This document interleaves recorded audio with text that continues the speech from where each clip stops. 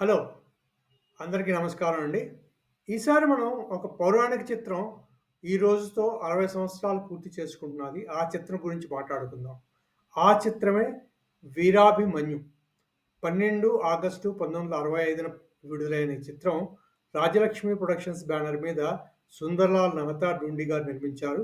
దర్శకుడు వి. మధుసూదన్ రావు గారు.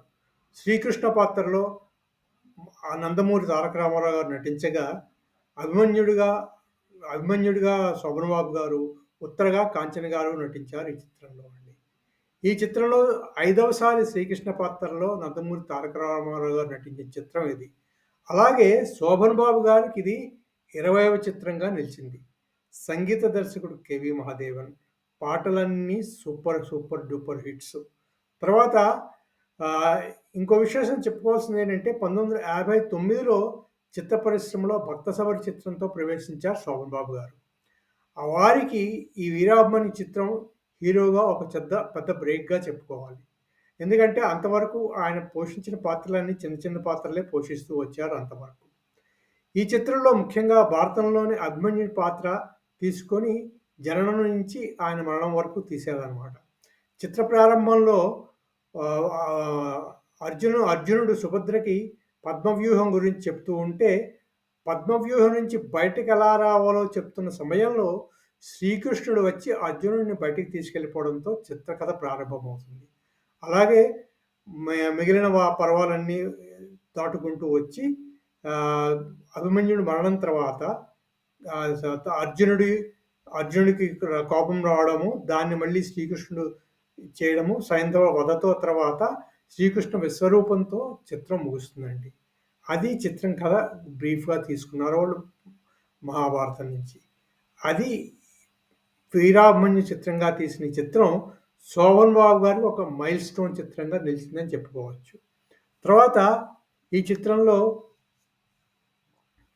అభిమన్యు పాత్రకి ముందుగా శోభన్ బాబు గారికి బదులు ఆహ్, ఇంకెవరినైనా తీసుకోవచ్చు కదా అనుకున్నారట. కానీ నిర్మాత ఢూండి గారు పట్టుబట్టి అభిమన్యు పాత్రకి శోభన్ బాబు గారినే తీసుకున్నారని వినికిడి. ఆ రోజుల్లో చెప్పుకునేవారు అలాగని.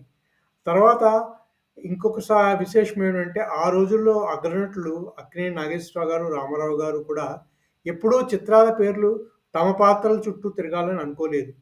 అందుకే ఈ చిత్రం పేరు 'వీరాభిమన్యు' అని, అందులో శోభన్ బాబు హీరో అయినా కూడా శ్రీకృష్ణ పాత్రలో నందమూరి తారక రామారావు గారు నటించడం ఒక విశేషంగా చెప్పుకోవాలి. తర్వాత ఇంకో విశేషం ఏంటంటే, ఈ చిత్రానికి టెక్నికల్ వాల్యూస్.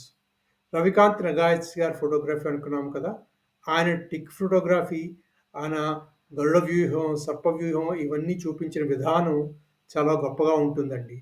ఆ రోజుల్లో ఉన్న తక్కువ టెక్నికల్ దీనితోటే వారు చాలా పెద్ద లెవెల్‌లో ఈ సినిమాని తీశారు. చాలా బాగా తీశారని చెప్పుకోవచ్చు. ఆ రోజులకున్న టెక్నికల్ టెక్నికల్ ఎక్విప్‌మెంట్‌తో పాటు. ఇదండి ఇంకో విశేషం ఈ సినిమాకి. ఇది కూడా ఈ సినిమా సక్సెస్‌లో చాలా పెద్ద పాత్ర పోషించిందని చెప్పుకోవచ్చు. తర్వాత మిగిలిన పాండవుల పాత్రలో ధర్మరాజు పాత్రలో ధూళిపాడ గారు, తర్వాత భీముడి పాత్రలో దండమూడి రాజగోపాల్ గారు, అర్జునుడి పాత్రలో కాంతారావు గారు, ద్రౌపది పాత్రలో జి. వరలక్ష్మి గారు, తర్వాత సుభద్ర పాత్రలో ఎస్. వరలక్ష్మి గారు నటించారు. ఇవి కాకుండా దుర్యోధనుడుగా రాజనాథ్ గారు నటించారు ఈ చిత్రంలో. అలాగే సైంధవుడి పాత్రలో కైకాల సత్యనారాయణ గారు నటించారు. ఎందుకంటే సైంధవుడే అడ్డుకుంటాడు మిగిలిన పాండవులు పద్మవ్యూహంలోకి రాకుండా. అందుకని చెప్పేసి ఆ పాత్రని కైకాల సత్యనారాయణ గారికి మంచి పాత్ర దొరికింది ఈ చిత్రంలో. తర్వాత ఈ చిత్రంలో పాటలన్నీ సూపర్ హిట్ అని చెప్పుకున్నాం కదా! అందులో ముఖ్యంగా 'రంభా ఊర్వశి తెల్లదన్నే' అనే పాట, 'అదిగో నవలోకం' అనే పాట, 'చూచి వలచి' ఈ 3 పాటలు కూడా చాలా సూపర్ డూపర్ హిట్స్. ఇదే సమయంలోని ఈ సినిమాని తమిళంలో కూడా తీశారు రాజలక్ష్మి ప్రొడక్షన్స్ వాళ్ళు. కానీ తమిళంలో ముఖ్య పాత్రధారులు ఒక్క కాంచన గారు ఉత్తర పాత్రలో తప్ప, అభిమన్యుడిగా ఏవిఎం రాజన్‌ని, తర్వాత శ్రీకృష్ణుడిగా ఇందులో జమినీ గణేశన్ గారిని పెట్టుకున్నారు తమిళంలో. అదో విశేషం. అలా ఒకేసారి 2 భాషల్లో తీసిన చిత్రం అండి. తమిళంలో ఈ చిత్రానికి 'వీర అభిమన్యు' అనే పేరు పెట్టారనమాట. తెలుగులో 'వీరాభిమన్యు' చిత్రం సూపర్ డూపర్ హిట్‌గా నిలిచిందండి. 12 సెంటర్లు పైగా 100 రోజులు ఆడింది. 12 సెంటర్లు ఆడిందంటే సూపర్ డూపర్ హిట్ కిందే లెక్క ఆ రోజుల్లో. అవండి 'వీరాభిమన్యు' విశేషాలు.